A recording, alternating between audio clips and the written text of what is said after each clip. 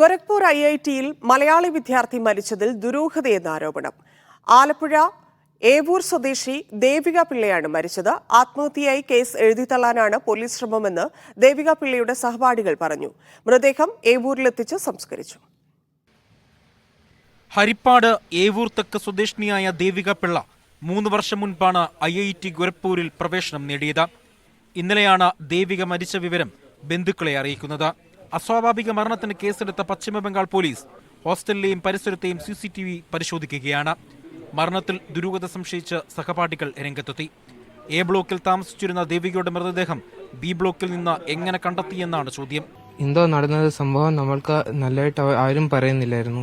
കുറച്ച് ദിവസം കൊണ്ട് മാത്രം മിണ്ടത്തില്ലായിരുന്നു ആരിനോടും. പക്ഷേ ഒരു പ്രശ്നമില്ലായിരുന്നു. അവിടുത്തെ സെക്യൂരിറ്റി ഗാർഡിനോട് ചോദിച്ചാലും അവർ പറയുമായിരുന്നു ചേച്ചി എല്ലാ ദിവസവും അവരിനോട് നല്ലതായിട്ട് സംസാരിക്കുക, അവരുടെ അന്വേഷണം ചോദിക്കുമായിരുന്നു.